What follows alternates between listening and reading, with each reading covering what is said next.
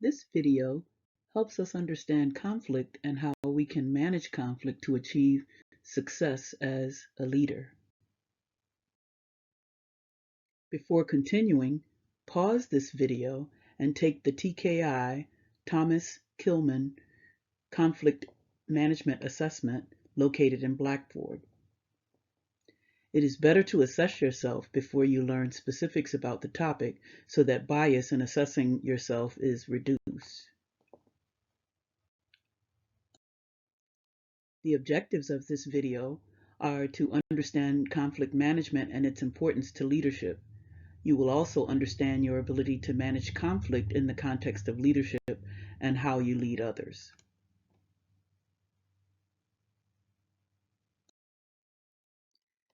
Pause this video and consider answers to the following questions. How do you feel about conflict? What do you tend to do when you are experiencing conflict? Do you avoid it? Let people have their way? Do you tend to dominate during the conflict? Are you a compromiser? You give a little and take a little? Or do you seek to work things out by collaborating? Finally, how are your communication skills during a conflict? Are you quiet, measured, calm, excitable, high-toned, combative, or argumentative?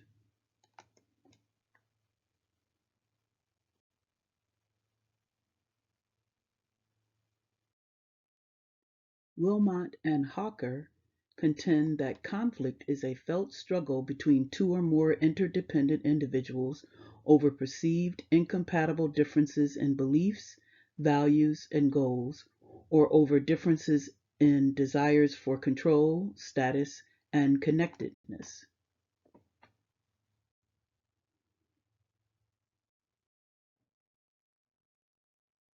Let's learn about 5 conflict styles that are used to manage or engage in conflict.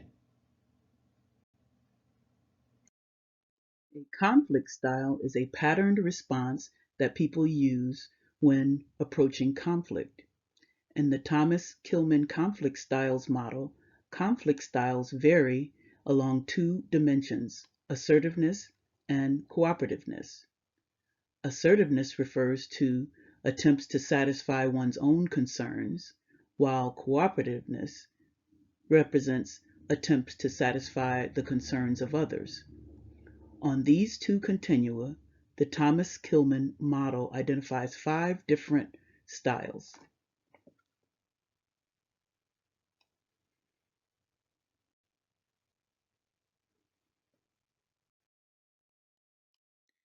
Here is a pictorial view of the model, remembering that in this model, conflict styles are measured on 2 continua, assertiveness and cooperativeness. Assertiveness refers to attempts to satisfy one's own concerns, while cooperativeness represents attempts to satisfy the concerns of others. A person who is unassertive and uncooperative tends to avoid conflict. A person who is unassertive yet cooperative accommodates. A person who exhibits assertiveness but is uncooperative uses a competing style when managing conflict. An individual who is both moderately assertive and moderately cooperative tends to use a compromising style to manage conflict. Finally, a person who is both highly assertive and highly cooperative is a collaborator. Let's look at the details, including the advantages and disadvantages of each style.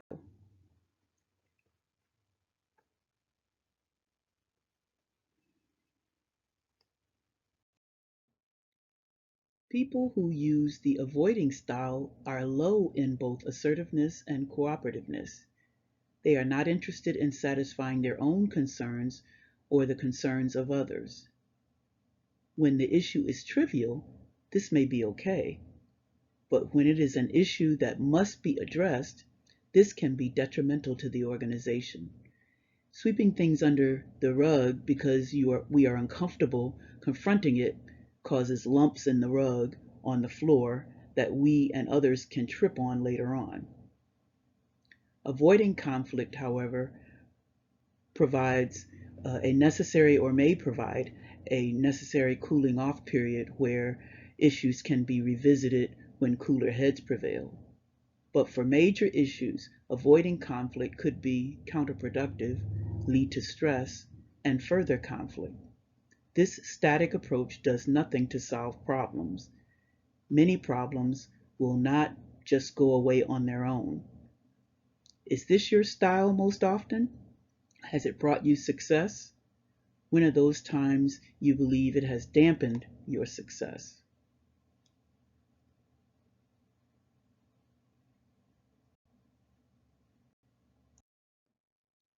People who use the accommodating style are low in assertiveness but high in cooperativeness. They confront problems by deferring to others. They are more concerned with satisfying others than they are interested in satisfying their own concerns and needs. This allows the individual to move away from uncomfortable feelings stirred by conflict. It can work when the issue is more important to one party than another, or if harmony in the relationship is the most important goal. However, this style results in a lose-win for the accommodator. They satisfy their own values and goals to maintain smooth relationships because they have an overwhelming need for harmony that may override the need to find an optimal solution.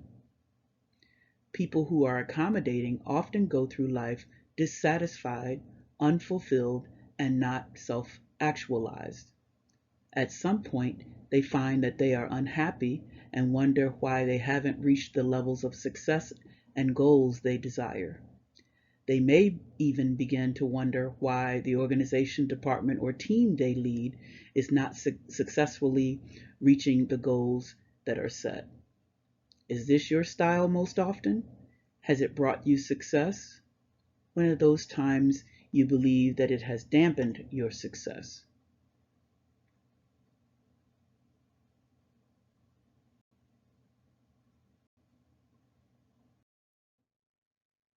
People who use the competing style are high in assertiveness but low in cooperativeness. They mostly are interested in satisfying their own concerns rather than the concerns and needs of others. This results in a win-lose for the person competing. The style may be useful when quick and decisive action is needed.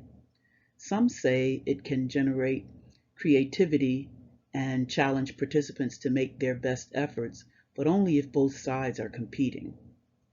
If only one side is competing, it results in a winner and losers. It may create an unstable situation and hostile communication, and is essentially disconfirming, failing to recognize the needs of others. The competing style is often seen as aggressive in their tone and behavior, which may extend to a level of bullying. Those competing may be seen as schemers and manipulators out for their own good and who don't have what's best for the organization top of mind. Is this your style most often? Has it brought you success? When are those times you believe it has dampened your success? People using the compromising style are moderate in both assertiveness and cooperativeness. Many people see this as the best style because they think it creates a win-win. However, with this style, the organization may not actually win because each side compromises to a level that does not allow the best solutions to be realized. The style does require a level of attending to one's goals as well as others, and it does work best when other styles have failed or aren't suitable. Further, it can force an equal power balance between parties. However, the style doesn't go far enough in resolving conflict, can become an easy way out. Neither side may be completely satisfied, and certainly the needs of the organization may not be met. Is this your style most often? Has it brought you success? One of those times when you believe it has dampened your success or the success of the organization.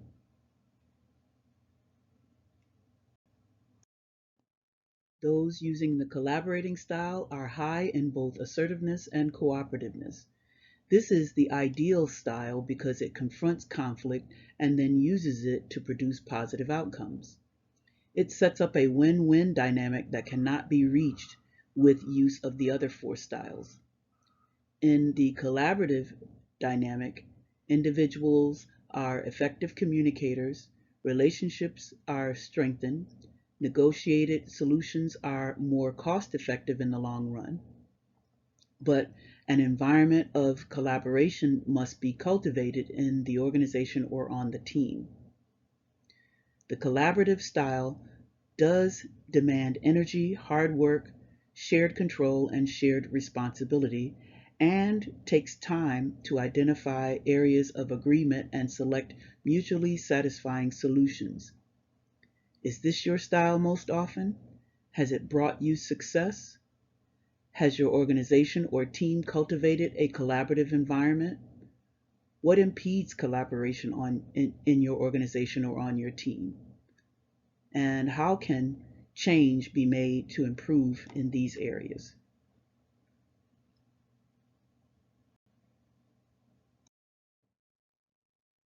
Now let's learn a bit about managing conflict. It is important to understand that conflict is inevitable in groups and organizations because conflict stems from a difference in the way we think of things and situations. Though conflict can be uncomfortable, it is not necessarily unhealthy or bad. Thus, we must begin to rethink the way we view conflict. Every organization and groups of people will encounter conflict. How we view and manage conflict is key to whether that conflict produces growth and change or causes the organization or group to reduce individual or team productivity. Mutual agreement is possible in any conflict situation if people are willing to negotiate in authentic and collaborative ways. So, how can we manage conflict and produce positive change? Effective communication plays a central role in effectively managing and handling conflict. We must understand the various components of conflict to have success in managing it.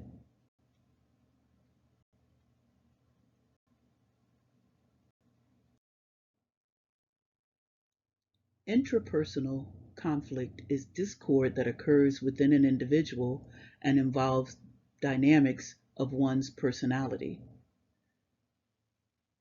Interpersonal conflict involves disputes that arise between individuals, and societal conflict involves clashes between societies, communities, and nations.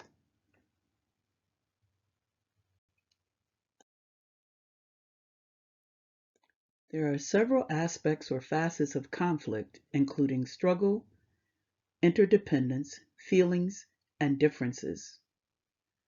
First, with struggle, two or more opposing forces converge and clash. Second, an example of interdependence of the entities involved in conflict is leaders versus followers. Both entities need each other. This causes them to ask some motivating questions, including how much influence do I want and how much am I willing to accept? Answers to these questions determine how the entity behaves during the conflict. Third, we cannot underestimate the effect that feelings have on how we manage conflict. An array of emotions, including anger, sadness, or disconnection, and the like, emerge or are internalized during conflict situations. And finally, one must consider the differences in belief systems, value systems, goals, desires for control, status, position, and connectedness of the individuals. A careful consideration of these dynamics can help us effectively manage conflict situations.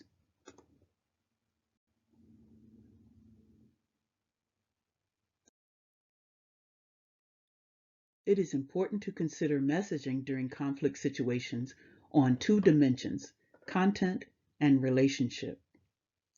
With content, what are the entity's objectives, observable aspects, and meaning of their messaging? For relationship, how are the entities affiliated? This could determine how content messages are interpreted. For people we are close to, we may know what is meant by what they didn't say or did say. For people we don't know well, we have to assume what they meant, and we know what assuming does. This is where effective communication should come into play.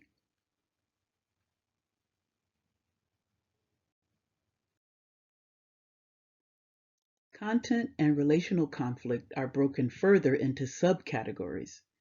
For content, beliefs and values or goals must be considered. For relational, issues of esteem, control, and affiliation are at play. These subdynamics bring even more complexity to the ability to manage conflict.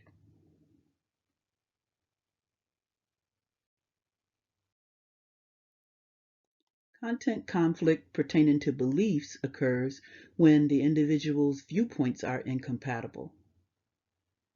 Content conflict pertaining to values occur when what is important to the individuals are incompatible.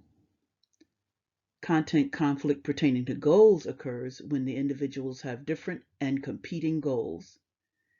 Further, with goals, procedural conflict occurs when entities differ on how to reach a particular goal, while substantive conflict occurs when individuals differ on what the goal should actually be.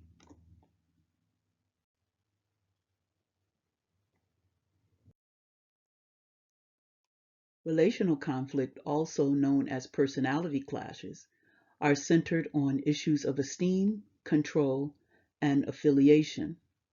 Esteem is one of the basic human needs.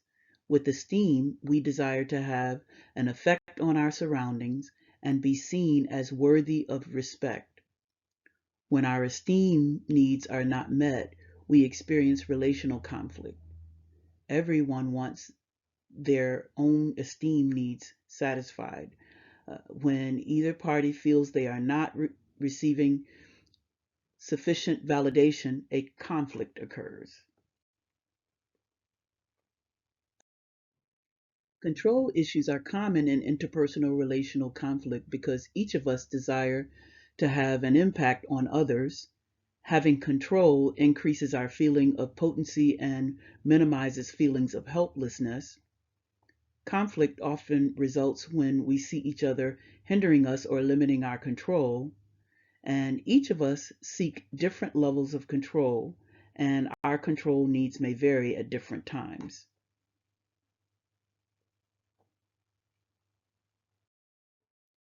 Issues of affiliation also produce relational conflict. Affiliation is the need to feel included in our relationships, to be liked, and to receive affection. If our needs for closeness are not satisfied in our relationships, we experience feelings of conflict. Everyone varies in their need for affiliation. Feelings of conflict emerge when others behave in ways that are incompatible with our own desire for warmth and affection. Relational issues are often bound to content issues of messaging, values, beliefs, and goals during conflict.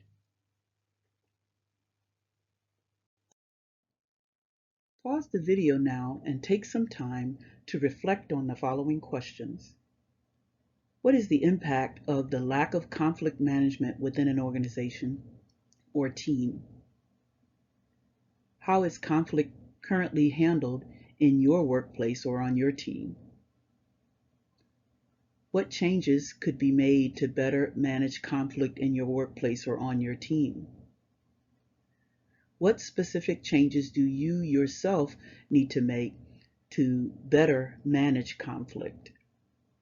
And finally, how would making these changes improve your capabilities and effectiveness as a leader?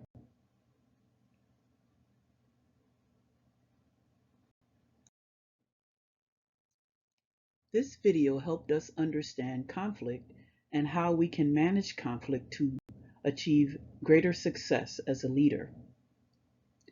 How can you improve your conflict management prowess to achieve greater leadership success?